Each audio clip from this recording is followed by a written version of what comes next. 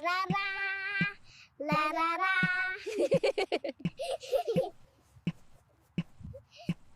얘들아, 이제 우리 갈 시간이야. 저들이 떠나고 있어. 묘지에서 뛰어노는 아이들이 있었습니다. 대여섯 살쯤 된 남매. 비석 사이를 뛰어다니며 까르르 웃고 있었죠. 윤상도 회장은 발걸음을 멈췄습니다. 저 아이들이 멈춘 곳, 바로 아들 묘 앞이었거든요. 그때 여자아이가 노래를 흥얼거리기 시작했습니다. 라라라 라라 라라라라. 회장의 심장이 멈추는 것 같았어요. 그 노래, 세상에 단 세 사람만 아는 노래. 아내가 만들어 아들에게 불러주던 어디에도 없는 자장가. 아내는 20년 전에 떠났고 아들은 6년 전에 갔습니다. 그런데 어떻게 저 아이가 그 노래를 알고 있단 말입니까? 얘들아, 젊은 여자가 달려와 아이들을 데리고 사라졌습니다. 거의 도망치듯이. 회장은 아들 묘 앞에 섰습니다. 그리고 바닥에 놓인 종이 한 장을 발견했죠. 아이가 그린 그림이었습니다. 네 사람. 엄마, 오빠, 나. 그리고 날개 달린 아빠. 옆에 삐뚤빼뚤한 글씨. 우리 가족. 아빠 사랑해. 회장의 무릎이 꺾였습니다. 재혁아. 6년 전 아들이 죽기 전날 밤. 아버지, 드릴 말씀이 있어요. 회장은 대답했죠. 내일 하자. 내일은 오지 않았습니다. 그리고 6년이 지난 오늘 회장은 알았습니다. 아들이 그날 밤 무슨 말을 하려 했는지. 토요일 오후 3시 윤상도 회장은 늘 그 시간에 공원묘지에 도착했습니다. 72의 나이에도 허리 한번 굽히지 않는 체격, 은빛으로 빗어 넘긴 머리카락. 운전기사가 따라오려 하면 손을 저어 돌려보내곤 했죠. 이 시간만큼은 아들과 단둘이 있고 싶었으니까요. 묘역으로 올라가는 길은 완만한 언덕이었습니다. 잔디 사이로 난 보도블록을 밟으며 회장은 천천히 걸었어요. 손에는 작은 보냉 가방 하나. 그 안에는 재혁이가 좋아하던 소주 한 병과 오징어 몇 마리가 들어 있었습니다. 6년이 흘렀습니다. 35, 한창 나이에 떠난 아들. 그놈은 손주 하나 남기지 않고 갔어요. 회장은 그게 가장 원망스러웠습니다. 아니, 원망이라기보다 미련이었죠. 핏줄 하나 이어지지 않은 채 끝나버린 것 같은 그 허망함. 묘역에 거의 다 왔을 때였습니다. 웃음소리가 들려왔어요. 까르르, 맑고 높은 아이들 웃음. 회장은 걸음을 멈추고 눈살을 찌푸렸습니다. 묘지에서 뛰어노는 아이라니. 부모가 대체 뭘 가르친 건지. 야, 여기야, 여기. 남자아이 목소리였습니다. 비석 사이로 작은 그림자 둘이 뛰어다니는 게 보였어요. 대여섯 살쯤 되어 보이는 꼬마들이었죠. 회장은 혀를 찼습니다. 요즘 젊은 것들은 예의가 없어. 속으로 그렇게 중얼거리며 발걸음을 옮기려는데 아이들이 멈춘 곳이 눈에 들어왔습니다. 재혁이 묘 앞이었습니다. 회장의 눈이 가늘어졌어요. 아이들은 비석 앞에 쪼그려 앉아 무언가를 하고 있었습니다. 남자아이는 잔디를 만지작거리고 여자아이는 고개를 까딱거리며 무언가를 흥얼거리고 있었죠. 처음엔 그냥 동요인 줄 알았습니다. 그런데 가까이 다가갈수록 그 멜로디가 점점 선명해졌어요. 라라라 라라 라라라라. 회장의 심장이 한 박자 멈췄습니다. 그 노래, 아내가 재혁이를 재울 때 불러주던 노래. 동요도 아니고 유행가도 아닌 아내가 직접 만들어 부르던 노래. 아내가 세상을 떠난 뒤로 재혁이만 가끔 흥얼거리던 세상에 단 하나뿐인 자장가. 어떻게 저 아이가 그 노래를 알지? 회장은 자신도 모르게 걸음을 빨리 했습니다. 심장이 빠르게 뛰기 시작했어요. 손에 들린 보냉 가방을 떨어뜨릴 뻔했죠. 얘들아. 목소리를 내려는 순간 어디선가 여자의 목소리가 들려왔습니다. 하준아, 하은아, 거기서 뭐해? 젊은 여자가 언덕 아래서 뛰어오고 있었어요. 30대 초반쯤 되어 보이는 수수한 차림의 여자. 아이들은 벌떡 일어나 여자에게 달려갔습니다. 엄마. 여자는 아이들 손을 꽉 잡았습니다. 그리고 회장 쪽을 힐끗 보더니 황급히 몸을 돌려 언덕 아래로 내려갔어요. 거의 도망치듯이 회장은 그 자리에 멈춰 섰습니다. 아이들의 얼굴은 제대로 보지 못했습니다. 다만 까만 머리카락, 작은 뒷모습, 그리고 바람에 흩어지는 자장가 멜로디만 남았죠. 한참을 서 있었습니다. 그러다 회장은 천천히 아들 묘 앞에 섰어요. 비석에 새겨진 이름, 윤재요? 회장은 무릎을 꿇지 않고 비석을 내려다보았습니다. 재혁아, 목소리가 갈라졌습니다. 그 애들이 누구냐? 대답은 없었습니다. 바람만 잔디 위를 스쳐 지나갔죠. 회장은 가방에서 소주를 꺼냈습니다. 잔에 따르려다 멈췄어요. 손이 떨리고 있었습니다. 오랜만에 느끼는 떨림이었죠. 분노인지, 놀라움인지, 아니면 그 무언가인지 알 수 없는 자장가가 머릿속에서 떠나지 않았습니다. 그 노래를 아는 사람은 세상에 딱 3명뿐이었어요. 아내, 재혁이, 그리고 자신. 아내는 20년 전에 떠났고, 재혁이는 6년 전에 갔습니다.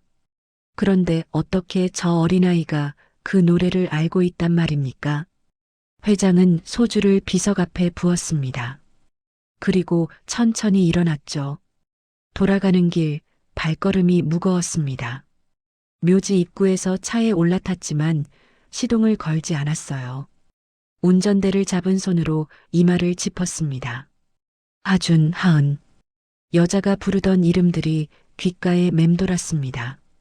회장은 핸드폰을 꺼내 비서실에 전화를 걸었습니다. 나야. 조용히 알아볼 게 있어. 목소리가 낮았습니다. 하지만 그 안에는 오랜만에 느끼는 절박함이 서려 있었죠. 묘지 관리사무소 연락처 좀 찾아. 그리고 회장은 잠시 말을 멈췄습니다. 내 아들 묘에 찾아오는 사람이 있는지 알아볼 수 있겠나? 전화를 끊고 회장은 창밖을 바라보았습니다. 공원묘지 언덕 위로 해가 기울고 있었어요. 잔디밭 위로 길게 들이운 비석들의 그림자. 그 사이를 뛰어다니던 아이들. 그리고 그 자장가. 회장은 입술을 깨물었습니다. 6년 전 아들이 죽기 전날 밤. 재혁이가 전화를 걸어왔었죠. 아버지, 드릴 말씀이 있어요. 회장은 바빴습니다. 내일 하자라고 했어요. 그리고 내일은 오지 않았습니다. 그때 아들이 무슨 말을 하려 했던 걸까? 회장은 시동을 걸었습니다. 차가 천천히 묘지를 빠져나갔죠. 뒤에서는 바람이 잔디를 흔들고 있었고 어딘가에서는 아직도 그 자장가가 울리는 것 같았습니다. 그날 밤 윤상도 회장은 잠을 이루지 못했습니다. 눈을 감으면 자장가가 들려왔어요. 라라라라라. 아내의 목소리도 아니고 재혁이 목소리도 아닌 낯선 아이의 맑은 음성. 그것이 어둠 속에서 맴돌았죠. 새벽 3시. 회장은 침대에서 일어나 서재로 갔습니다. 책상 서랍 깊숙이 넣어둔 앨범을 꺼냈어요. 먼지가 쌓인 가죽 표지. 펼치자 빛바랜 사진들이 나타났습니다. 젊은 시절의 아내, 갓 태어난 재혁이, 돌잔치, 초등학교 입학식. 회장의 손가락이 한 장에서 멈췄습니다. 재혁이가 서너 살쯤 되었을 때 사진이었어요. 아내가 재혁이를 무릎에 앉히고 무언가를 불러주는 모습. 입모양으로도 알 수 있었죠. 그 자장가. 여보. 회장은 사진 속 아내에게 말을 걸었습니다. 그 노래를 누가 알고 있는 거요? 대답은 없었습니다. 사진 속 아내는 그저 온화하게 웃고 있을 뿐이었죠. 회장은 앨범을 덮었습니다. 그리고 창밖을 바라보았어요.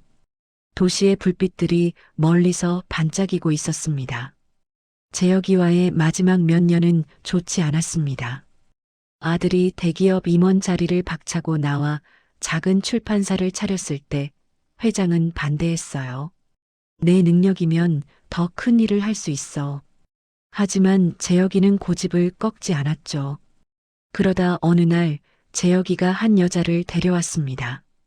수수한 차림에 조용한 눈빛, 출판사에서 일하는 편집자라고 했어요. 회장은 한눈에 마음에 들지 않았습니다. 집안도 배경도 아무것도 맞지 않았죠. 헤어져라. 회장은 단호하게 말했습니다. 아버지, 제 인생입니다. 내 인생이 내 것이기만 하냐? 이 집안의 무게를 생각해. 그 뒤로 아들과 사이가 멀어졌습니다. 명절에도 오지 않고 전화도 뜸해졌죠. 회장은 기다렸습니다. 언젠간 아들이 정신을 차리고 돌아오리라고. 그리고 6년 전 그날 밤, 아버지, 드릴 말씀이 있어요. 재혁이의 목소리는 평소와 달랐습니다. 떨리는 것 같기도 하고 무언가를 결심한 것 같기도 했죠. 지금 바빠. 내일 하자. 그게 마지막이었습니다. 다음 날 새벽 재혁이는 교통사고로 세상을 떠났어요.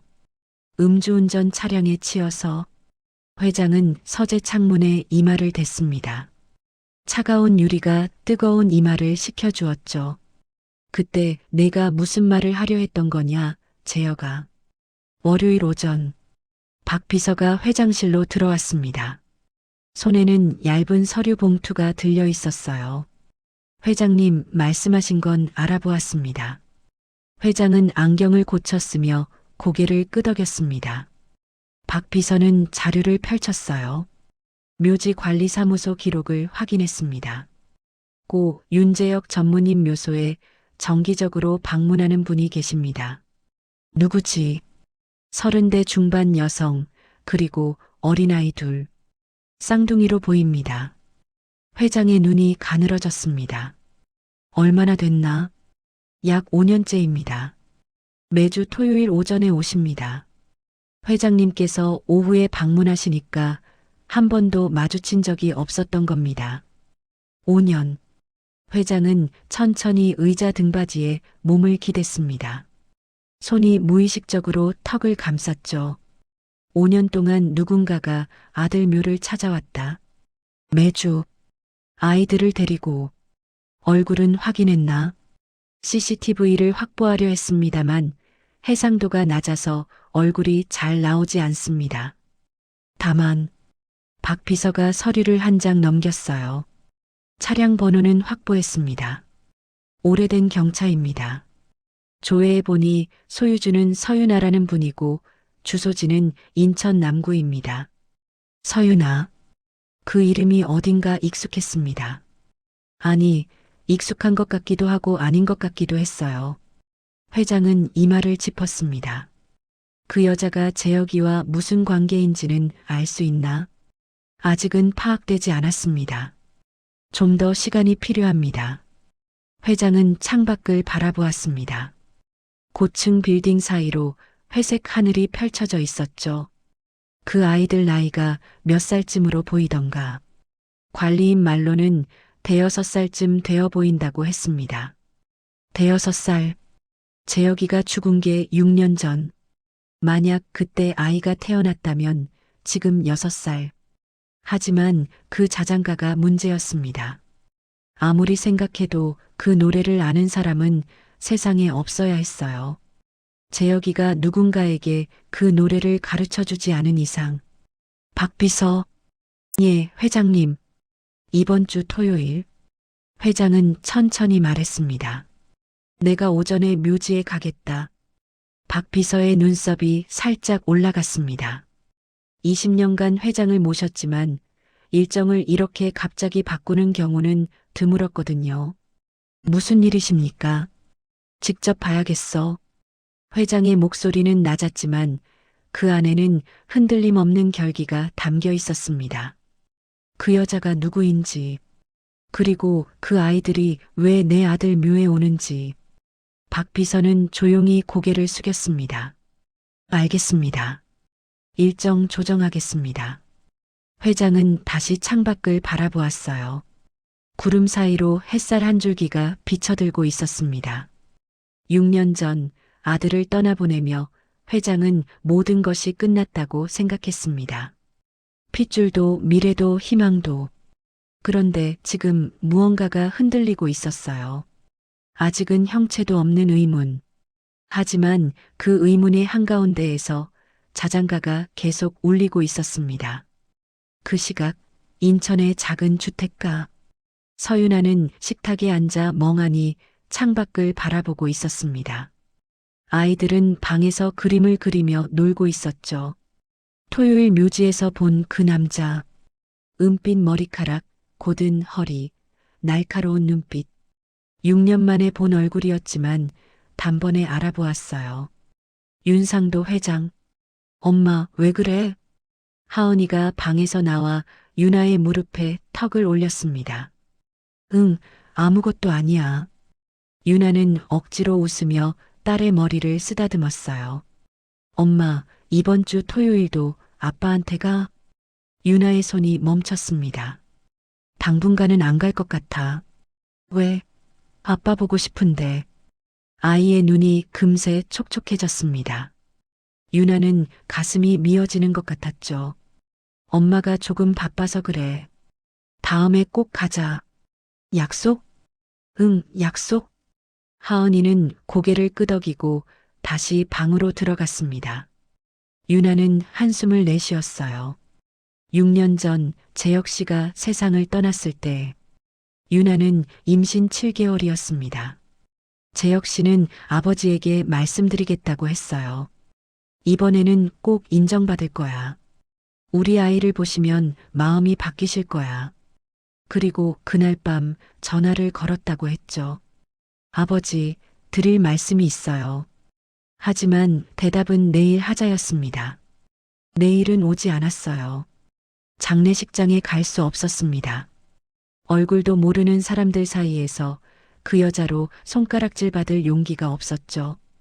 게다가 뱃속의 아이들까지. 그래서 숨었습니다. 아이들을 낳고 혼자 키웠어요. 재혁 씨가 남긴 작은 보험금과 식당 일로 버텼죠.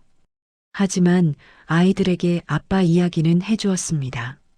사진도 보여주었고 묘지도 데려갔어요. 여기 아빠가 자고 있어. 우리 인사하자. 아이들은 묘지를 무서워하지 않았습니다. 오히려 아빠와 대화하는 시간이라고 생각했죠. 재혁 씨가 불러주었다는 자장가도 가르쳐 주었어요. 윤아 자신도 그 노래를 알았거든요. 재혁 씨가 밤마다 배에 대고 불러주던 노래. 그런데 이제 어떻게 해야 할까요? 회장이 눈치챘다면, 뭔가를 알아채고 있다면, 윤아는 손으로 얼굴을 감쌌습니다. 저 사람에게 다시 상처받고 싶지 않았어요. 헤어져라라고 했던 차가운 목소리, 윤아를 아예 없는 사람 취급하던 그 시선, 아이들까지 그런 취급을 받게 하고 싶지 않았습니다. 재혁 씨, 윤아는 작게 중얼거렸어요. 어떻게 하면 좋을까요? 창밖에서는 저녁 노을이 지고 있었고 아이들 방에서는 자장가 멜로디가 흘러나오고 있었습니다. 하준이가 누나에게 노래를 불러주는 소리였죠. 라라라 라라 라라라라. 토요일 새벽 6시 서윤아는 아이들을 깨웠습니다. 평소 같으면 8시는 되어야 눈을 비비는 아이들이었지만 오늘은 달랐어요. 아빠한테 간다고? 하준이가 벌떡 일어났습니다. 눈이 반짝반짝 빛났죠. 응. 대신 일찍 가야 해. 빨리 씻자. 하은이도 이불을 걷어차며 일어났어요. 나 아빠한테 줄 그림 가져갈 거야. 윤아는 아이들 옷을 챙기면서 시계를 보았습니다. 7시 전에 출발하면 8시쯤 도착할 수 있었어요. 그리고 9시 전에 나오면 그 사람이 올 리 없었습니다. 늘 오후에 오시던 분이니까. 그래도 마음이 놓이지 않았어요. 빨리 가자, 얘들아. 같은 시각 서울 성북동 저택. 윤상도 회장은 이미 옷을 갖춰 입고 현관에 서 있었습니다. 새벽 5시에 눈이 떠졌고 그 뒤로 다시 잠들지 못했죠. 운전기사에게 연락하지 않았습니다. 직접 운전하기로 했어요. 누군가와 함께 있고 싶지 않았거든요. 차고에서 검은 세단을 꺼냈습니다. 오랜만에 직접 잡는 운전대가 어색했지만 그것도 잠시였죠. 고속도로는 텅 비어 있었습니다. 이른 아침의 도로는 회색빛이었고 하늘은 막 밝아오고 있었어요. 회장은 한 손으로 운전대를 잡고 다른 손으로는 조수석에 놓인 사진을 만졌습니다. 어젯밤 앨범에서 꺼낸 사진. 재혁이가 6살 때 찍은 거였어요. 둥근 볼, 짧은 눈썹, 오똑한 코. 닮았을까? 그 생각이 머릿속을 떠나지 않았습니다. 그 아이들이 재혁이와 닮았을까? 만약 닮았다면 그건 대체 무슨 의미일까? 회장은 고개를 저었습니다. 아직 아무것도 모르는 상황이었으니까요. 성급하게 결론 내리면 안 되었어요. 하지만 심장은 이미 빠르게 뛰고 있었습니다. 오전 8시 공원묘지 주차장에 낡은 경차 한 대가 멈췄습니다. 서윤아와 아이들이 차에서 내렸죠. 엄마, 나 아빠한테 빨리 가고 싶어. 하준이가 뛰어갔습니다. 하은이도 그 뒤를 따랐어요. 유나는 아이들을 쫓으며 주변을 둘러보았습니다. 이른 아침이라 사람이 거의 없었죠. 안도의 한숨이 나왔습니다. 묘역으로 올라가는 길은 이슬에 젖어 있었어요. 아이들의 작은 운동화가 풀잎을 밟으며 스스스 소리를 냈습니다.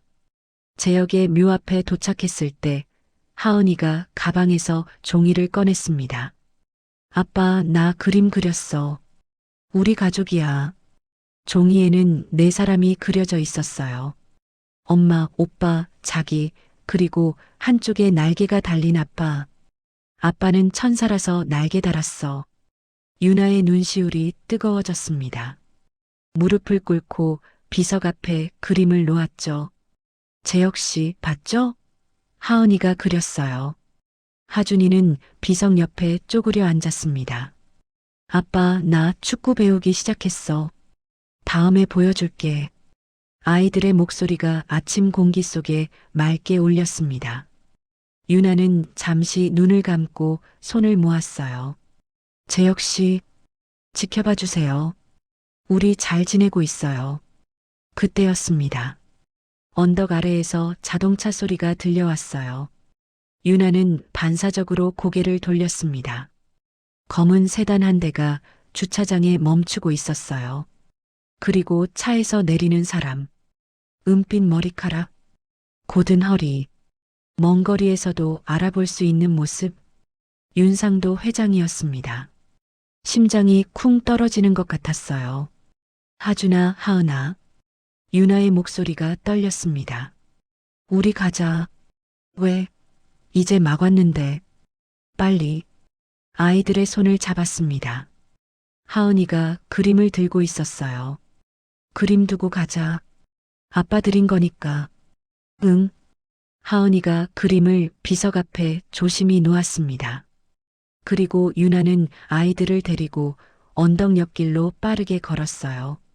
다른 방향 출구로 가는 길. 하지만 이미 늦었습니다. 윤상도 회장은 언덕을 올라가고 있었습니다.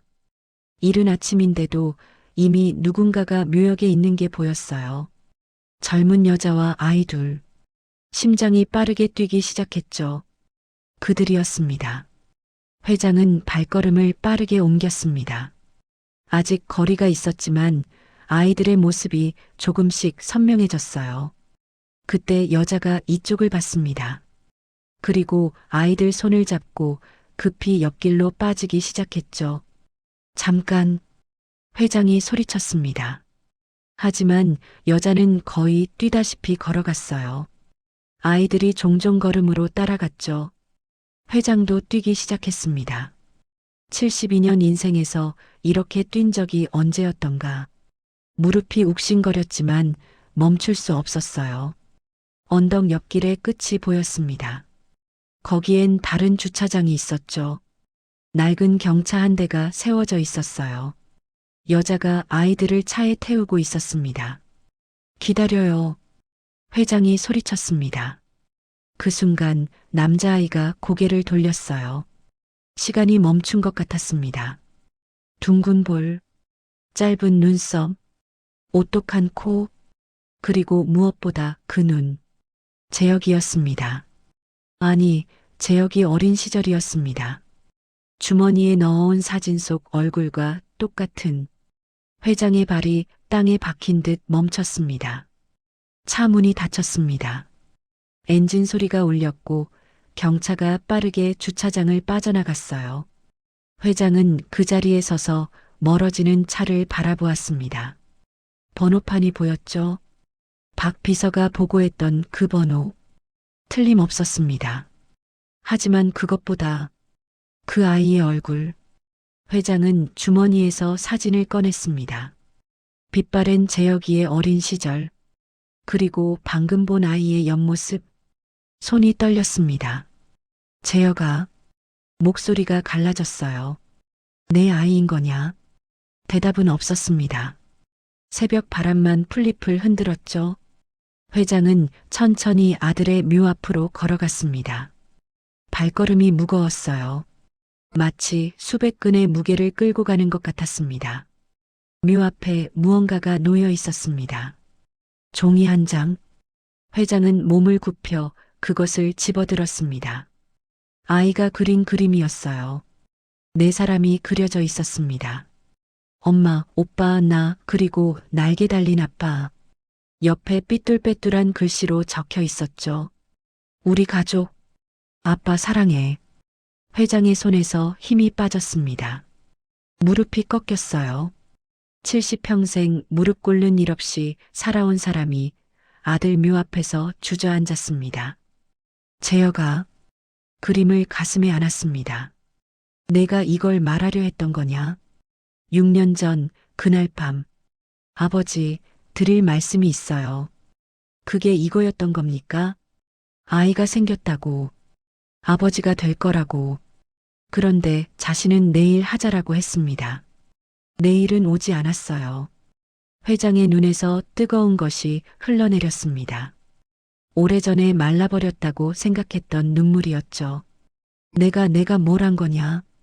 새벽 묘지에 회장의 울음소리가 번졌습니다.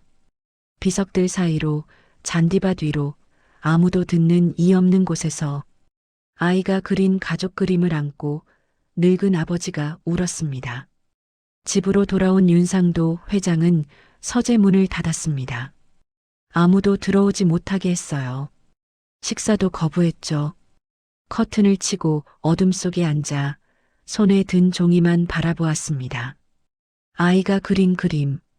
엄마, 오빠, 나, 그리고 날개 달린 아빠. 우리 가족. 아빠 사랑해.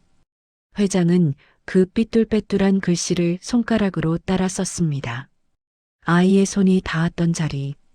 크레파스 자국이 울퉁불퉁했어요. 이 아이가 재혁이 아이라면, 그렇다면 자신은 6년 동안 손주가 있는 줄도 모르고 살았던 겁니다. 아들 무덤 앞에서 손주 하나 없이 갔다고 원망하면서 정작 그 손주는 같은 무덤에 매주 찾아오고 있었던 거죠. 회장은 이마를 손으로 감쌌습니다. 노크 소리가 들렸어요. 회장님, 박 비서입니다. 보고 드릴 게 있습니다. 급한 겁니다. 회장은 잠시 망설이다가 문을 열었습니다. 박 비서의 얼굴이 평소와 달랐어요. 20년간 함께한 비서였지만 이런 표정은 처음이었죠. 들어와. 박 비서가 서재로 들어왔습니다. 손에는 서류 봉투가 들려 있었어요. 말씀하신 서윤아 씨에 대해 조사를 마쳤습니다. 회장은 창가에 서서 등을 돌린 채 들었습니다. 말해봐. 박 비서가 서류를 펼쳤어요. 서윤아 씨는 현재 34살입니다. 인천에서 식당 주방 보조로 일하고 있고 혼자 쌍둥이 남매를 키우고 있습니다. 아이들 이름은 윤아준, 윤아은. 올해 6살입니다. 윤. 회장의 어깨가 살짝 굳었습니다. 아이들의 성이 윤이었어요. 계속해. 서윤아 씨는 7년 전부터 고 재역 전무님과 교제하셨습니다. 작은 출판사에서 함께 일하셨고 동거도 하셨던 것으로 확인됩니다. 7년. 회장은 눈을 감았습니다. 그러니까 재혁이가 대기업을 그만두고 출판사를 차렸을 때부터 그 여자를 데려와 결혼하고 싶다고 했을 때 이미 몇 년을 함께한 사이였던 거죠. 더 있나? 박 비서의 목소리가 조심스러워졌습니다. 예. 재역 전무님 사망 당시 서윤아 씨는 임신 7개월이었습니다. 회장의 눈이 번쩍 떠졌습니다. 몸을 돌려 박 비서를 바라보았죠. 뭐라고? 아이들은 재역 전무님 사망 2달 뒤에 태어났습니다. 출생신고서를 확인했습니다. 아버지 란에는 고 윤재혁으로 기재되어 있습니다. 서재가 고요해졌습니다. 회장은 천천히 책상에 손을 짚었어요. 다리에 힘이 풀리는 것 같았죠. 6년이야. 목소리가 갈라졌습니다. 6년 동안 손주가 있었는데 박 비서는 고개를 숙인 채 아무 말도 하지 못했습니다. 왜 연락하지 않은 거지? 회장의 목소리가 떨렸습니다. 분노인지 슬픔인지 알 수 없었어요. 재혁이 장례식에도 오지 않았어. 연락 한 통 없었어. 아이를 가졌으면서 왜 숨긴 거야? 내가 그렇게 무서웠던 건가? 그 말을 내뱉는 순간 회장 자신도 알았습니다. 무서웠을 겁니다. 6년 전 그 여자를 처음 봤을 때 자신이 뭐라고 했던가. 집안도 배경도 맞지 않아. 헤어져. 당신 같은 사람이랑 우리 재혁이가 어울릴 것 같아? 언젠간 돈 때문에 꼬리를 내릴 거야.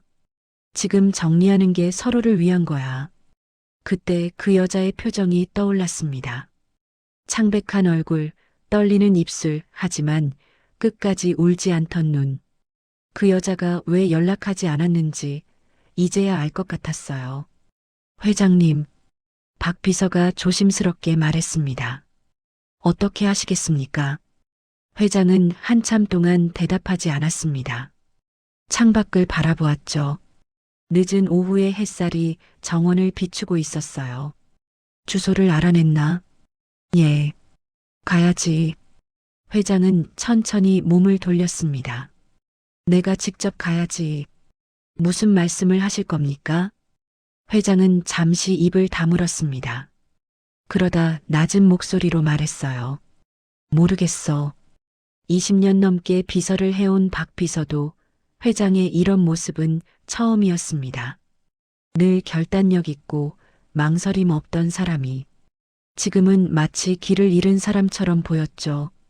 가서 일단 봐야겠어. 그 아이들을. 회장은 책상 위에 놓인 그림을 다시 집어들었습니다. 내 손주들을. 그 시각 인천의 작은 주택. 서윤아는 부엌에서 저녁을 준비하고 있었습니다. 하지만 손이 제대로 움직이지 않았어요.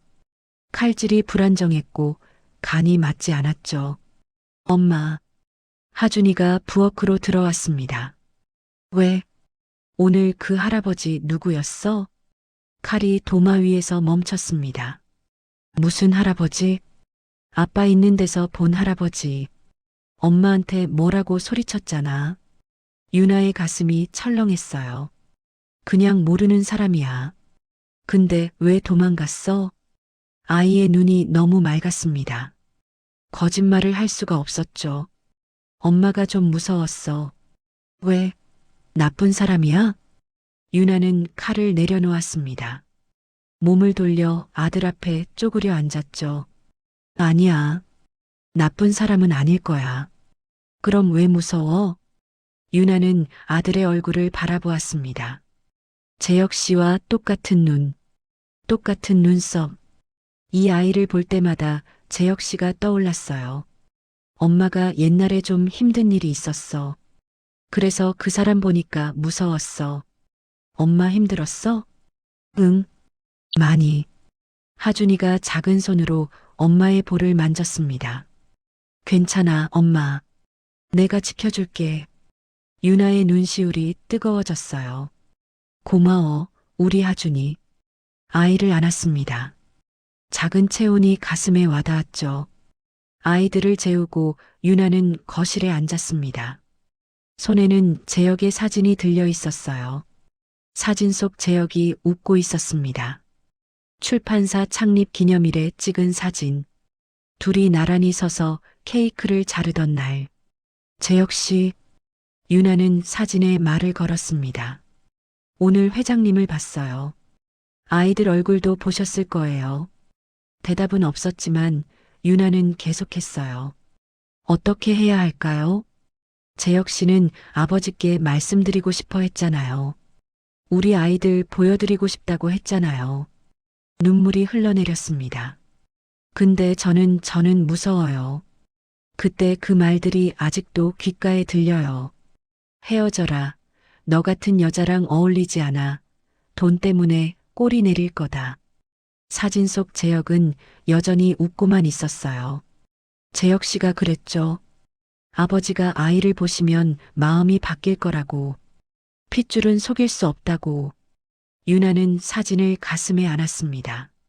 근데 만약 또 거부당하면 어떡해요. 아이들까지 상처받으면 어떡해요. 거실 시계가 12시를 알렸습니다.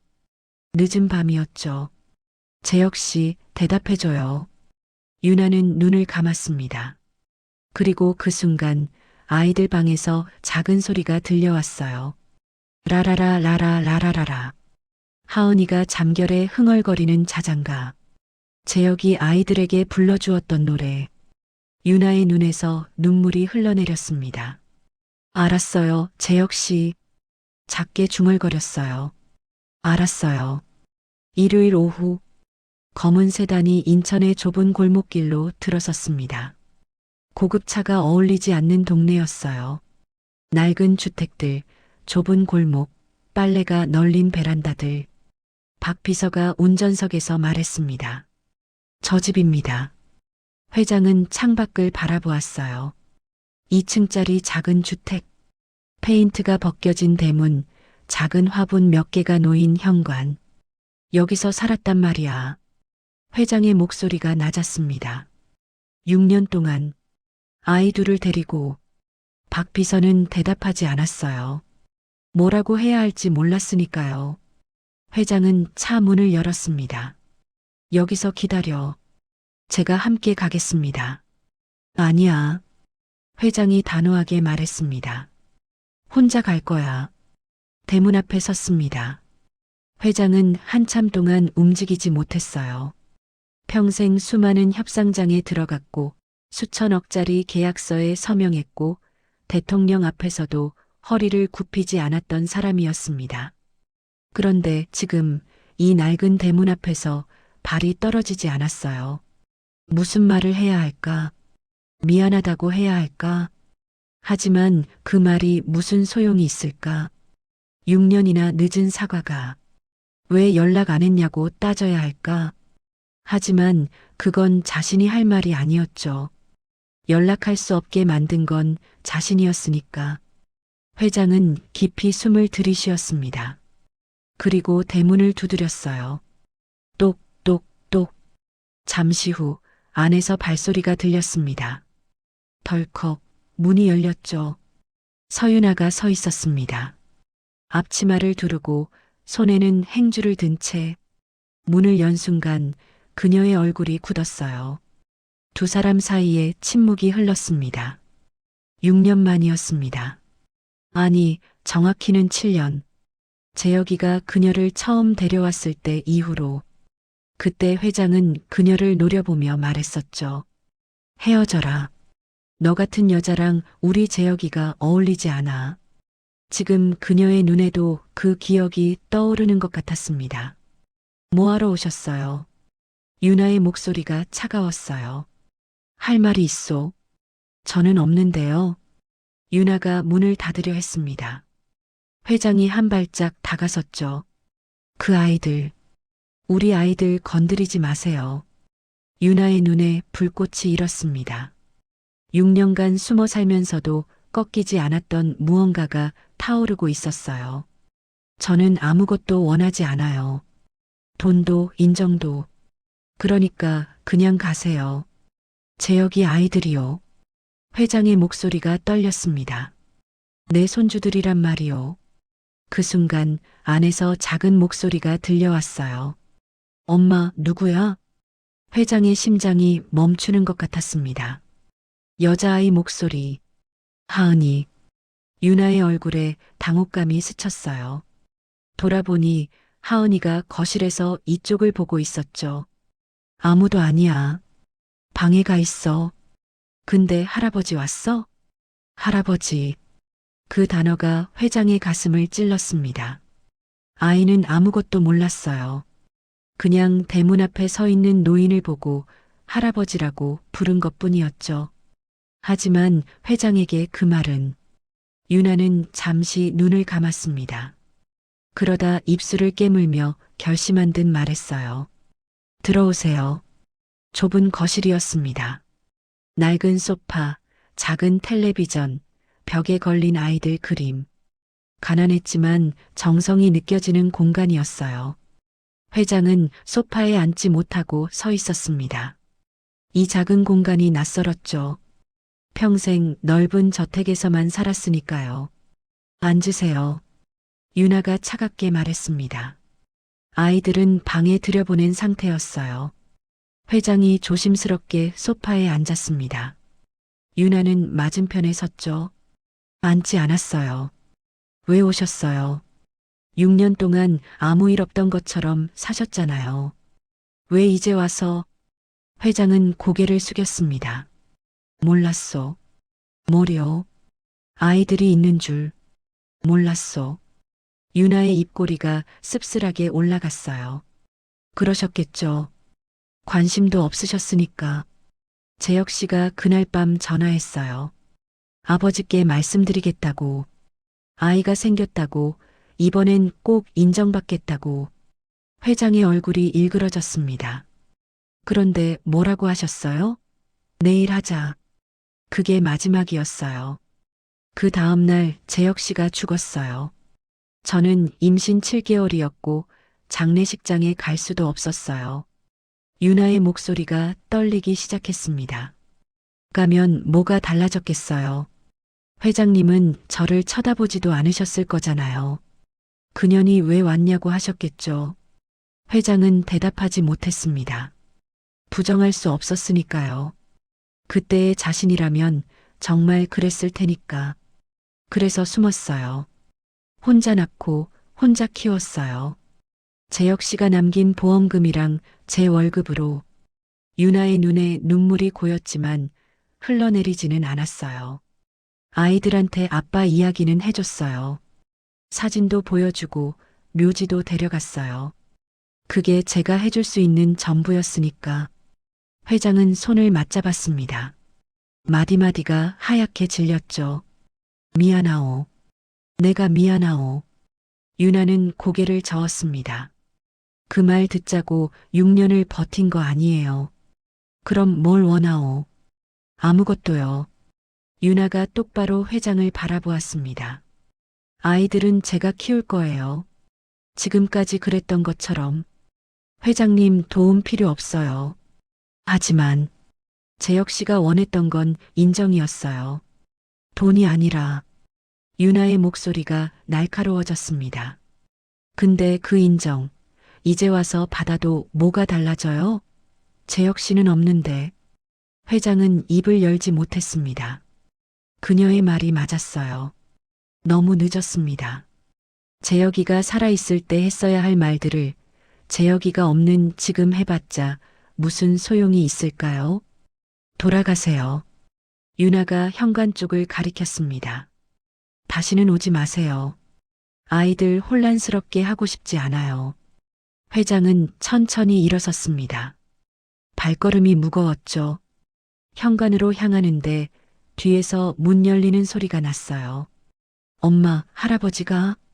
하준이가 방에서 나왔습니다. 그 뒤로 하은이도 얼굴을 내밀었죠. 회장은 발을 멈추고 돌아보았습니다. 아이들이 거기 서 있었어요. 하준이, 재혁이와 똑같은 눈, 똑같은 눈썹. 사진 속 어린 재혁이가 거기 있었습니다. 하은이, 아내의 미소를 닮은 입꼬리, 까만 머리카락이 어깨까지 내려온 여자아이. 회장의 눈에 눈물이 맺혔습니다. 아무 말도 나오지 않았어요. 6년 동안 보지 못했던 손주들이 거기 있었습니다. 존재하는 줄도 몰랐던 핏줄이. 할아버지, 울어? 하은이가 고개를 갸웃했습니다. 슬퍼? 회장은 고개를 저었습니다. 입술이 떨렸죠. 아니야. 할아버지는 그냥 더 이상 말을 잇지 못했어요. 가세요. 유나가 차갑게 말했습니다. 회장은 마지막으로 아이들을 바라보았습니다. 그리고 현관문을 열고 나갔죠. 문이 닫혔습니다. 대문 밖으로 나온 회장은 한참 동안 움직이지 못했습니다. 다리에 힘이 없었어요. 담벼락에 손을 짚고 서서 그는 조용히 눈물을 흘렸습니다. 골목길에 석양빛이 번지고 있었습니다. 어딘가에서 아이들 웃음소리가 들려왔죠. 이 동네 어딘가에서 놀고 있는 아이들. 회장은 하늘을 올려다보았습니다. 재혁아. 목소리가 갈라졌어요. 어떻게 해야 하느냐? 대답은 없었습니다. 붉게 물든 하늘만 그를 내려다보고 있었죠. 집으로 돌아온 윤상도 회장은 사흘 동안 방에서 나오지 않았습니다. 식사는 거의 하지 않았어요. 잠도 제대로 자지 못했죠. 서재에 앉아 창밖만 바라보다가 다시 아이가 그린 그림을 펼쳐보곤 했습니다. 날개 달린 아빠, 엄마, 오빠, 나, 우리 가족, 아빠 사랑해. 그 그림 속에 할아버지는 없었습니다. 당연했죠. 아이들은 할아버지가 있는 줄도 몰랐으니까요. 할아버지 울어? 하은이의 목소리가 귓가에 맴돌았습니다. 까만 눈으로 올려다보던 그 얼굴, 아내의 미소를 닮은 입꼬리. 회장은 눈을 감았어요. 평생 원하는 것은 다 가졌습니다. 돈, 권력, 명예. 하지만 정작 중요한 것은 놓쳤죠. 아들과 화해할 기회, 손주들이 태어나는 것을 볼 기회, 가족으로 함께할 시간. 그리고 이제 그것을 되찾으려 하니 문이 닫혀 있었습니다. 나흘째 되는 날, 박 비서가 조심스럽게 문을 두드렸어요. 회장님, 드실 것 좀 가져왔습니다. 죽이라도 드셔야 합니다. 문이 열렸습니다. 회장의 얼굴이 며칠 사이에 많이 수척해져 있었죠. 박 비서, 예. 그 아이들 어린이집 다니나? 박 비서는 잠시 당혹스러웠지만 곧 대답했어요. 확인해 보겠습니다. 이틀 후, 박 비서가 보고했습니다. 아이들은 인천 남구에 있는 해바라기 어린이집에 다니고 있습니다. 오전 9시 등원, 오후 5시 하원입니다. 회장은 고개를 끄덕였어요. 오후 5시, 예. 어머니 되시는 분이 식당 일을 마치고 데리러 오신다고 합니다. 회장은 창밖을 바라보았습니다. 한참을 생각하더니 말했죠. 내일 오후에 인천 가자. 박 비서의 눈이 커졌습니다. 혹시 어린이집에 가시려는 겁니까? 멀리서 볼 거야. 방해하지 않을 거야. 하지만 어머니 되시는 분이 아시면. 그래서 멀리서 본다고 하지 않았나? 회장의 목소리에 고집이 묻어 있었습니다. 박 비서는 더 말리지 못했어요. 그날 오후 4시 반. 검은 세단이 어린이집에서 2블록 떨어진 골목에 멈췄습니다. 회장은 차에서 내려 천천히 걸었어요. 코트깃을 세우고 모자를 눌러 썼습니다. 평소의 위풍당당한 모습이 아니었죠. 마치 무언가를 숨기려는 사람처럼. 어린이집 건물이 보였습니다. 알록달록한 간판, 울타리 안에 작은 놀이터, 아이들 웃음소리가 들려왔어요.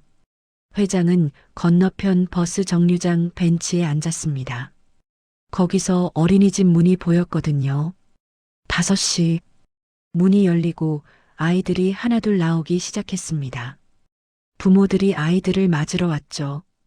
회장은 눈을 가늘게 뜨고 지켜보았어요. 그리고 보였습니다. 하준이와 하은이가 손을 잡고 문 앞에 서 있었어요. 아직 엄마가 안 왔나 봤습니다. 선생님과 이야기하며 기다리고 있었죠. 회장의 심장이 빠르게 뛰었습니다. 저렇게 작았구나. 저렇게 예뻤구나. 하준이가 무언가 재밌는 말을 했는지 하은이가 깔깔 웃었어요. 그 웃음소리가 바람을 타고 여기까지 들리는 것 같았습니다. 회장은 눈시울이 뜨거워졌어요. 그때였습니다. 하은이가 갑자기 이쪽을 돌아보았어요. 그리고 뭔가를 발견한 듯 눈을 동그랗게 떴죠. 설마. 회장은 재빨리 고개를 돌렸습니다. 하지만 이미 늦었어요. 할아버지다. 하은이의 목소리가 들렸습니다. 그리고 작은 발소리가 이쪽으로 달려오고 있었죠. 하은아, 어디가? 선생님이 부르는 소리. 하지만 하은이는 멈추지 않았어요. 울타리를 빠져나와 길을 건너왔습니다. 회장은 벤치에서 일어섰습니다. 어쩔 줄 몰랐죠. 할아버지. 하은이가 회장 앞에 멈춰 섰습니다. 숨을 헐떡이면서도 환하게 웃고 있었어요. 왜 여기 있어? 우리 보러 왔어? 회장은 입을 열지 못했습니다. 손녀가 바로 앞에 있었어요. 손을 뻗으면 닿을 거리에. 저번에 왜 울었어? 슬펐어? 하은이가 고개를 갸웃했습니다. 회장은 천천히 몸을 숙여 아이와 눈높이를 맞췄어요. 아니야. 할아버지는 안 슬펐어. 거짓말. 눈물 났잖아. 아이의 눈이 너무 맑았습니다. 거짓말을 할 수가 없었죠. 그래, 조금 슬펐어. 왜? 회장은 잠시 망설였습니다. 그러다 말했어요. 할아버지가 너희를 너무 늦게 만났거든. 늦게? 응. 훨씬 일찍 만났어야 했는데. 할아버지가 바보라서 늦었어. 하은이가 키득 웃었습니다. 할아버지가 바보야? 응. 진짜 바보야. 바보는 어떻게? 혼나야지. 회장의 입가에 미소가 번졌습니다. 평생 이렇게 웃어본 적이 없는 것 같았어요. 그래, 할아버지 많이 혼내줘. 진짜? 진짜? 하은이가 작은 손가락으로 회장의 이마를 콕 찔렀습니다. 바보. 그 한마디에 회장의 눈에서 눈물이 흘러내렸습니다. 하은아. 급한 목소리가 들려왔어요. 서윤아가 뛰어오고 있었습니다. 얼굴이 창백했죠. 거기서 뭐해? 하은이가 돌아보았어요. 엄마, 할아버지 있어. 유나는 회장 앞에 멈춰 섰습니다. 숨을 헐떡이며 아이를 뒤로 당겼죠. 뭐 하시는 거예요? 목소리가 떨렸습니다. 분노인지 두려움인지 알 수 없었어요. 여기까지 쫓아오신 거예요? 아니요. 그냥. 회장이 말을 멈췄습니다. 변명할 수 없었죠. 사실 쫓아온 거나 마찬가지였으니까요. 다시는 이러지 마세요. 유나가 아이 손을 꽉 잡았습니다. 아이들 혼란스럽게 하지 마세요. 부탁이에요. 가세요. 유나가 몸을 돌렸습니다. 하은이를 데리고 어린이집 쪽으로 걸어갔어요. 하준이가 문 앞에서 기다리고 있었죠. 엄마, 저 할아버지 누구야? 하준이가 물었습니다. 아무도 아니야. 근데 하은이가 할아버지래. 유나는 대답하지 못했어요. 회장은 그 자리에 서서 멀어지는 새 모녀를 바라보았습니다. 하은이가 뒤를 돌아보며 손을 흔들었어요. 작은 손, 까만 머리카락, 제역이 피가 흐르는 아이. 회장도 손을 들어 흔들었습니다. 눈물이 볼을 타고 흘러내렸죠. 그들이 시야에서 사라진 후에도 회장은 한참을 서 있었습니다. 그날 밤 유나는 아이들을 재우고 베란다에 섰습니다. 하은이가 잠들기 전에 했던 말이 떠올랐어요. 엄마, 그 할아버지 착해. 바보래. 뭐라고? 자기가 바보래. 우리 늦게 만나서 슬펐대. 유나는 대답하지 못했습니다. 베란다 창문 너머로 밤하늘이 보였어요. 별 하나 없는 도시의 하늘.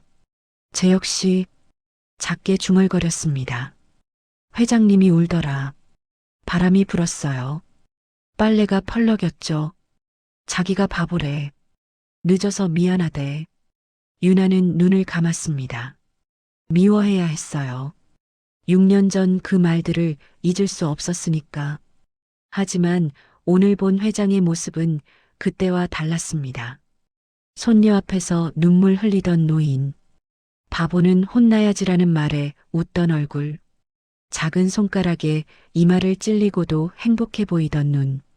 유나는 가슴이 복잡해졌어요. 제 역시 어떡 하면 좋겠어요. 대답은 없었습니다. 하지만 방 안에서 하은이가 잠꼬대처럼 흥얼거리는 소리가 들려왔어요. 라라라라라. 자장가. 재혁이 아이들에게 불러주었던 노래. 유나의 눈에서 눈물이 흘러내렸습니다. 며칠이 지났습니다. 윤상도 회장은 더 이상 어린이집 근처에 가지 않았어요. 유나의 집 앞을 서성이지도 않았죠. 대신 서재에 앉아 무언가를 쓰고 있었습니다. 편지였습니다. 평생 계약서와 보고서만 읽던 사람이 난생 처음 손으로 편지를 썼어요. 몇 번이나 구겨서 버렸는지 모릅니다. 쓰레기통에는 종이 뭉치가 가득했죠. 회장님, 식사하셔야 합니다. 박 비서가 문 앞에서 말했지만 회장은 고개만 저었어요. 조금만 더. 밤이 깊었습니다. 책상의 스탠드만 켜진 서재에서 회장은 마지막 문장을 적었어요. 그리고 펜을 내려놓았습니다. 봉투에 편지를 넣고 앞면에 썼습니다. 서윤아님께. 다음 날 아침 박 비서가 인천으로 갔습니다. 회장의 지시였죠. 우편함에 넣고 와. 초인종은 누르지 마. 그냥 넣기만 해. 알겠습니다. 박 비서는 낡은 주택가 골목으로 들어갔어요. 작은 대문 앞에 섰죠. 우편함이 녹슬어 있었습니다. 편지를 조심스럽게 넣었어요. 이게 통할까? 20년간 회장을 모셨지만 이런 심부름은 처음이었습니다. 협상도 아니고 압박도 아니고 그냥 편지. 노인의 마지막 간청 같은. 박 비서는 조용히 돌아섰습니다. 사흘 후 서윤아는 퇴근하고 집에 돌아왔습니다. 아이들은 이미 이웃집 아주머니가 어린이집에서 데려와 놓은 상태였죠. 엄마. 하은이가 달려와 안겼습니다. 오늘 미술 시간에 그림 그렸어. 뭐 그렸어? 가족. 엄마, 오빠, 나, 아빠, 그리고. 하은이가 살짝 말을 멈췄어요. 그리고 할아버지. 유나의 손이 멈췄습니다. 할아버지? 응. 저번에 본 할아버지. 바보 할아버지. 하은이가 가방에서 종이를 꺼냈어요. 그림에는 5사람이 그려져 있었습니다. 엄마, 오빠, 나, 날개 달린 아빠, 그리고 옆에 지팡이 든 할아버지. 할아버지는 지팡이 들었어. 늙었으니까. 유나는 그림을 바라보았습니다. 아이는 아무것도 모르고 그린 거였어요. 하지만 가슴이 먹먹해졌죠. 하은아, 저녁 먼저 먹자. 응. 아이들을 밥상에 앉히고 유나는 현관으로 나갔습니다. 우편함을 확인하려고요. 청구서 몇 장, 광고 전단지. 그리고 흰 봉투 하나.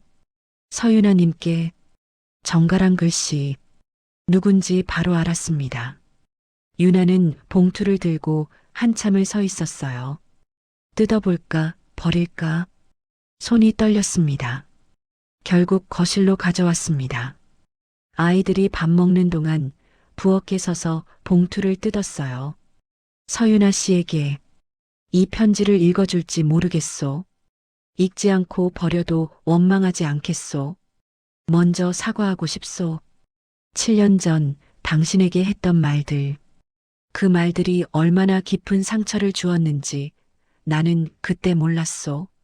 아니, 알면서도 무시했소. 내 아들이 선택한 사람을 내 기준에 맞지 않는다고 무시했소. 재혁이가 죽고 나서야 알았소. 내가 얼마나 어리석었는지.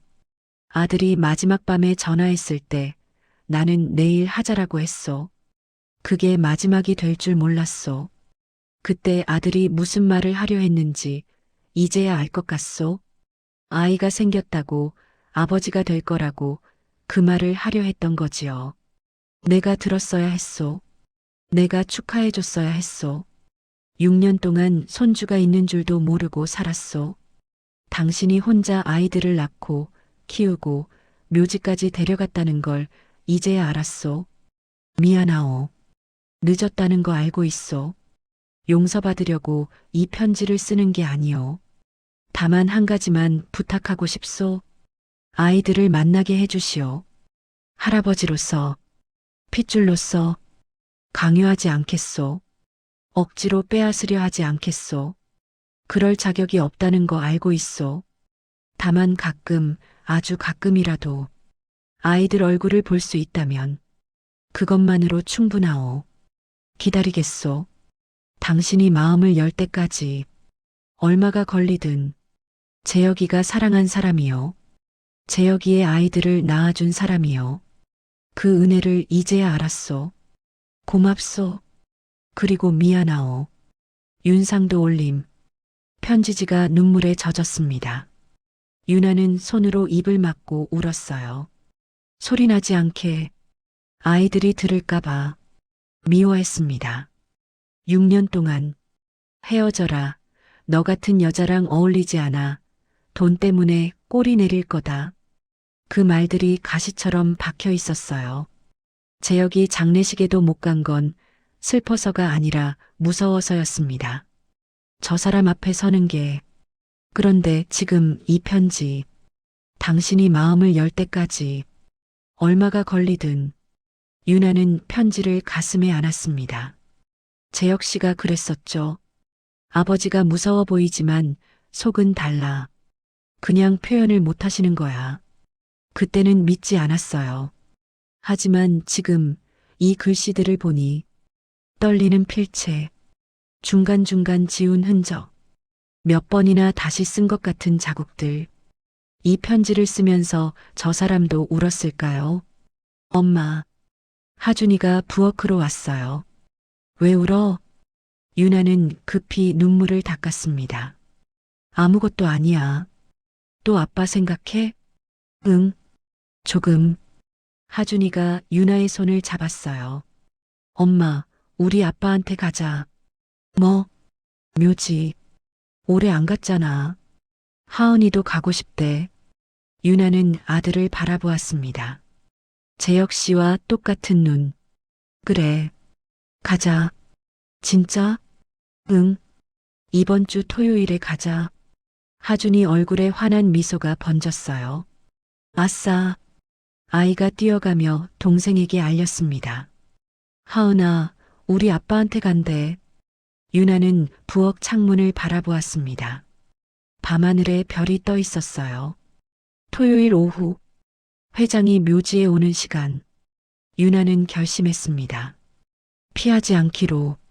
토요일이 왔습니다. 유나는 아이들을 차에 태웠어요. 평소처럼 오전이 아니라 오후 2시에 출발했죠. 엄마, 오늘 왜 늦게 가? 하은이가 물었습니다. 그냥 오늘은 천천히 가려고.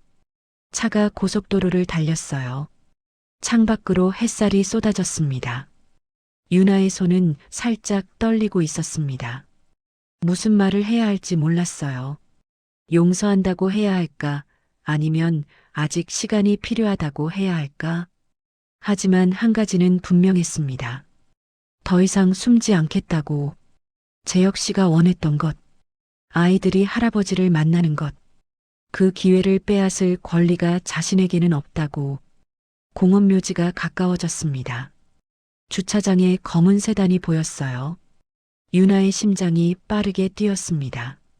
토요일 오후 3시 윤상도 회장은 아들 묘 앞에 앉아 있었습니다.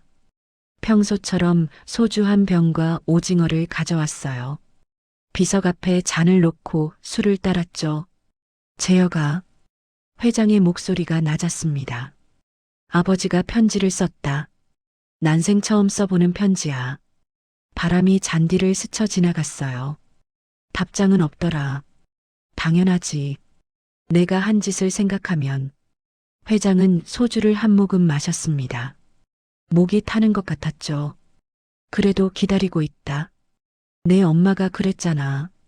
기다리는 게 사랑이라고.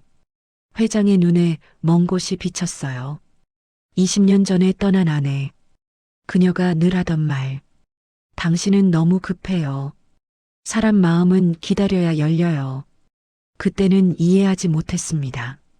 기다림이 뭐가 중요하냐고 결과가 중요하지. 그렇게 살았죠. 그리고 모든 걸 잃었습니다. 재혁아, 아버지가 바보였다. 회장은 손으로 얼굴을 감쌌어요. 내가 그 여자 데려왔을 때 한 번만 들어볼걸. 내가 왜 그 여자를 사랑하는지, 얼마나 행복한지. 비석은 대답이 없었습니다. 차가운 돌 위에 재혁의 이름만 새겨져 있었죠. 그때였습니다. 멀리서 차 소리가 들려왔어요. 회장은 고개를 들었습니다. 주차장 쪽을 바라보았죠. 낡은 경차 한 대가 들어오고 있었어요. 심장이 멈추는 것 같았습니다. 저 차, 문이 열리고 아이들이 먼저 내렸습니다. 그리고 운전석에서 서윤아가 내렸죠. 회장은 믿을 수 없었어요. 눈을 비볐습니다. 꿈이 아닌가 싶었죠. 할아버지다. 하은이의 목소리가 언덕을 타고 올라왔습니다. 작은 몸이 잔디밭 위를 뛰어오고 있었어요. 하은아, 뛰면 넘어져. 유나가 뒤에서 소리쳤지만 아이는 멈추지 않았습니다. 회장은 천천히 일어섰어요. 다리가 후들거렸습니다. 하은이가 달려와 회장의 다리에 매달렸어요. 할아버지, 또 만났다. 회장은 몸을 숙여 손녀를 바라보았습니다. 까만 눈, 환한 미소, 아내를 닮은 입꼬리. 그래, 또 만났구나. 목소리가 떨렸어요. 하준이도 다가왔습니다. 하은이처럼 달려오지는 않았지만 조심스럽게 회장 앞에 섰죠. 안녕하세요. 6살 남자아이의 꼿꼿한 인사. 재혁이 어릴 때와 똑같았습니다. 회장의 눈에서 눈물이 흘러내렸어요. 그래, 안녕. 할아버지, 울지 마. 하은이가 작은 손으로 회장의 볼을 닦아주었습니다. 울면 슬퍼지잖아. 아니야. 할아버지는 안 슬퍼. 그럼 왜 울어? 회장은 아이들을 바라보았습니다. 그리고 천천히 두 팔을 벌렸어요. 기뻐서 그래. 아이들이 회장의 품에 안겼습니다. 처음이었습니다. 손주를 안아보는 것. 작고 따뜻한 체온이 가슴에 와닿았어요. 심장 뛰는 소리가 느껴졌습니다. 살아있는 핏줄. 재혁이 남긴 생명. 회장은 눈을 감았어요. 뜨거운 눈물이 볼을 타고 흘러내렸습니다. 유나가 천천히 다가왔습니다. 회장은 아이들을 안은 채 그녀를 올려다보았어요. 뭐라고 해야 할지 몰랐습니다. 유나도 한참 동안 말이 없었죠. 어색한 침묵이 흘렀습니다. 먼저 입을 연 건 유나였어요. 아이들이 할아버지 보고 싶다고 해서요. 목소리가 떨렸지만 피하지 않았습니다. 편지 읽었어요. 바로 답장 못 드려서 죄송해요. 생각할 시간이 필요했어요. 회장은 고개를 저었습니다. 아니요. 내가 미안하오. 천천히 일어섰어요. 아이들은 회장의 양손을 잡고 있었습니다. 6년 전에 했어야 할 말이요. 아니, 7년 전에. 재혁이가 살아있을 때. 회장의 목소리가 갈라졌습니다. 당신을 인정했어야 했소. 재혁이가 선택한 사람을, 재혁이가 사랑하는 사람을. 유나의 눈에 눈물이 고였습니다. 이제 와서 이런 말해도 소용없다는 거 알고 있소. 하지만 회장이 천천히 고개를 숙였습니다. 미안하오. 정말 미안하오. 70평생 고개 숙인 적 없는 사람이 며느리 앞에서 허리를 굽혔습니다. 유나는 입술을 깨물었어요. 눈물이 흘러내렸죠. 일어나세요. 회장님, 일어나세요. 회장이 천천히 허리를 폈습니다. 유나가 눈물을 닦으며 말했어요. 용서한다고 말씀드리기는 아직 어려워요. 알고 있소. 하지만 유나는 아이들을 바라보았습니다. 할아버지 손을 잡고 있는 하준이와 하은이. 아이들한테 할아버지가 있다는 건 좋은 일이잖아요. 회장의 눈이 떨렸어요. 재혁 씨가 그걸 원했으니까요. 유나의 목소리가 떨렸습니다. 아버지께 인정받고 싶다고, 우리 아이들 보여드리고 싶다고, 그렇게 말했었어요. 회장은 입술을 깨물었습니다. 눈물이 멈추지 않았어요. 재혁이가, 네. 그래서 왔어요. 재혁 씨 뜻대로. 유나가 묘 쪽을 바라보았습니다. 아이들 아빠한테 인사시켜도 될까요?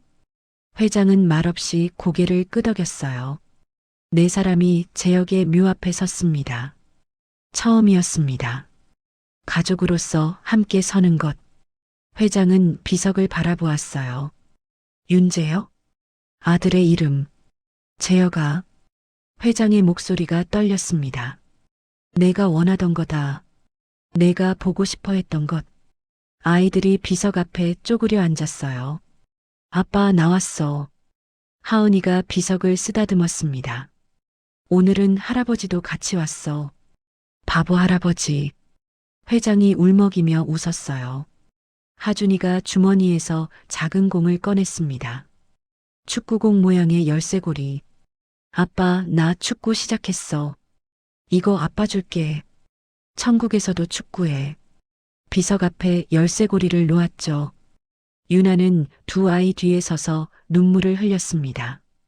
회장은 조심스럽게 손녀의 어깨에 손을 올렸어요. 하은아. 응? 아빠한테 노래 불러줄 수 있겠니? 노래? 응. 아빠가 좋아하던 노래. 하은이가 고개를 갸웃했습니다. 자장가? 그래. 그 자장가. 하은이가 환하게 웃었어요. 그리고 입을 열었습니다. 라라라 라라 라라라라. 맑은 목소리가 묘역에 퍼졌습니다. 회장의 눈에서 눈물이 쏟아졌어요. 그 노래. 아내가 재혁에게 불러주던 노래. 재혁이 아이들에게 불러주던 노래. 그리고 이제 손녀가 아빠 묘 앞에서 부르는 노래. 3대가 이어지는 자장가. 유나도 울고 있었습니다. 하준이도 눈을 비볐죠. 하은이의 노래가 끝났습니다. 고요한 묘역에 여운이 남았어요. 할아버지. 하은이가 회장을 올려다보았습니다. 왜 또 울어? 회장은 손녀를 안아 올렸어요. 가벼운 몸이 품에 안겼습니다. 기뻐서 그래. 할아버지가 너무 기뻐서. 기쁘면 웃어야지. 그래. 웃을게. 회장이 눈물 속에 미소 지었습니다. 하준이가 다가와 회장의 손을 잡았어요. 할아버지, 우리 또 올 수 있어? 회장은 며느리를 바라보았습니다. 유나가 살짝 고개를 끄덕였죠. 그럼, 언제든 오렴. 진짜? 진짜? 하준이 얼굴에 환한 미소가 번졌습니다. 재혁이와 똑같은 미소. 해가 기울고 있었습니다. 네 사람은 묘 앞에 나란히 서서 석양을 바라보았어요. 붉은 빛이 비석 위로 번지고 있었습니다. 회장은 아이들 손을 잡고 있었습니다. 왼손에는 하준이, 오른손에는 하은이. 유나는 아이들 뒤에 서서 그 모습을 바라보았어요. 재혁 씨, 보이세요? 마음속으로 말했습니다. 당신이 원하던 거예요. 아버지랑 아이들이 함께 있는 거. 바람이 불었습니다. 따뜻한 바람이었어요. 마치 누군가가 대답하는 것처럼 회장이 비석을 바라보며 말했습니다. 재혁아. 목소리가 잠겼지만 미소가 번져 있었어요. 잘 지내라. 아버지가 아이들 잘 돌볼게. 주차장으로 내려가는 길. 하은이가 회장의 손을 잡고 종종 걸음으로 걸었습니다. 할아버지, 우리 집 올 수 있어? 응. 엄마가 밥 맛있게 해. 할아버지도 먹어. 회장은 유나를 바라보았어요. 유나가 살짝 미소 지었습니다. 괜찮으시면 저녁같이 드실래요? 회장의 눈에 눈물이 맺혔습니다. 그래도 되겠소? 네. 아이들이 원하니까요. 회장은 고개를 끄덕였어요. 목소리가 나오지 않았습니다. 하준이가 회장의 다른 손을 잡았어요. 할아버지, 우리 집 줘봐. 근데 괜찮아? 괜찮다. 어디든 괜찮아. 진짜? 그럼 너희가 있는 곳이면 어디든. 아이들이 환하게 웃었습니다. 네 사람이 주차장으로 걸어갔어요. 석양이 그들의 뒤에서 비추고 있었습니다. 길게 늘어진 그림자가 하나로 이어져 있었죠. 묘역 위로 바람이 불었습니다. 비석 앞에는 축구공 열쇠고리와 아이가 그린 그림이 나란히 놓여 있었어요. 바람에 그림이 살랑살랑 흔들렸습니다. 5사람이 그려진 그림. 엄마, 오빠, 나, 날개 달린 아빠, 그리고 할아버지. 우리 가족. 어둠이 내리기 시작한 묘역. 고요한 잔디밭 위로 자장가 멜로디가 바람처럼 흘러갔습니다. 라라라 라라 라라라라. 어딘가에서 들려오는 것 같기도 하고 바람 소리 같기도 한 재혁의 비석 위로 별이 하나 떠올랐습니다.